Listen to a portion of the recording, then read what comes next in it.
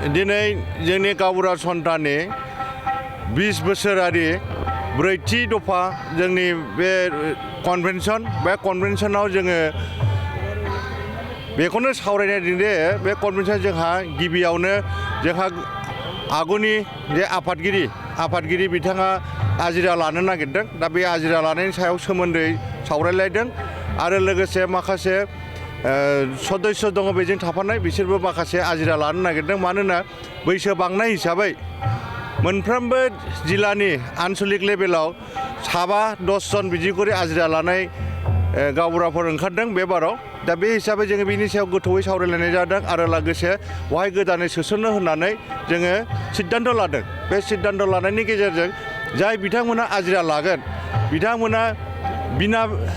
बिना बेथनै बिना माबायै बिथांमोना आजिरा लाबाय दा बिसोरनि सायाव जाहाथे सरकारा जोंनि हाग्रामा महिलारि सारा जाहाथे बिसोरखौ बिना फैसायै मावबोनाय हिसाबै बिथांनो जाहाथे माबा अनसुंथाइ मोनसे होनो हायो बा वान टाइम पे होनो हायो बिनि सायाव जोङो सावरायलायदों आरो लोगोसे जाय बिथांमोनहा दङ 2018निफ्राय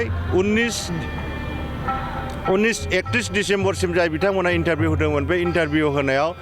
दासिमबो रिजाल्टखौ मोननाय जायाखै नाथाय बिनि सायाव जाहाथे रिजाल्टखौ होनानै एपइन्टमेन्टखौ होयो जों बेखौ लुबैदों आरो लोगोसे अदालगुरि बाक्सा तामुलपुर जिल्लायाव नेखि जाय बिथांमोना आइसि हिसाबै 190 जन खामानि मावगासिनो दङ बिथांमोनखौबो जाहाथे बेखौ एपइन्टमेन्टखौ होयो चिरां आरो बाक्सा 389 जन इन्टारभिउ होनाय दं बिथांमोननि सायावबो जाहाथे लाट गावबुरा हिसाबै जों इन्टारभिउखौ होयो जोङो बिनि सायाव डिमान्ड खालामनानै मेम'रेन्डाम होनाय जागोन आरो लोगोसे जोंहा जिखिनि बिना एपइन्टमेन्ट होनानै थानाय गामिफोर दङ सुब्बा गामि हिसाबै बिसोर बिथांमोनखौबो जाहाथे बिथांमोननि सायावबो जाहाथे माबाखौ जोंनि बे वान टाइम पे हिसाबै जेखौ हाग्रामा महिलारि सारा जोंनि सिगां माबायाव खोथा होनाय जादोंमोन बे खोथा होनाय जाहाथे बिथाङा फुरा खालामो नाथाय जोङो बे डिमान्डखौनो आगोलनिफ्राय होबोगासिनो दङ बिटिआर सरकारा थांनाय 5 बोसोराव जोंनो होना होआखै मोनसेल' खामानि मावलांदों बिथांमोना जे जों जेखिनि डिमान्ड थिथागुरिनिफ्राय लानानै जोङो गोदान फ्लाइअभारसिम बेखिनि लामाया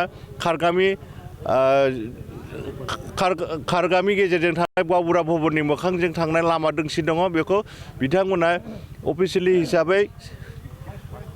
होदोंबाबो जोङो दासिमबो अफिसियेलि हिसाबै उद्घाटन खालामनाय जायाखै जाहाथे बेखौबो उद्घाटन खालामना होयो बिटिसि सरकारा जों बेखौनो कामना खालामनानै जोंनि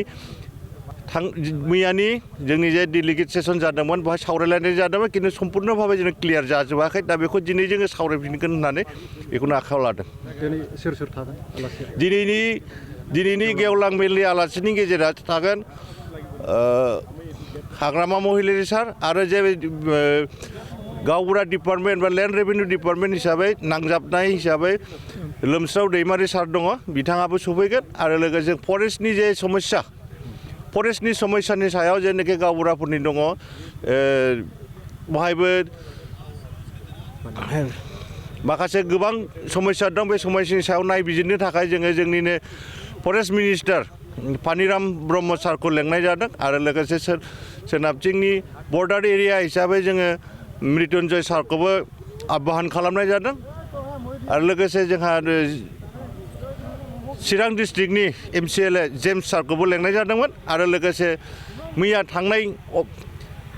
पेन्डेलखौ बेखेवनाय जादों धनेस्वर सार गयारि सारा गावनो बेखेवनानै होलांनाय जादों।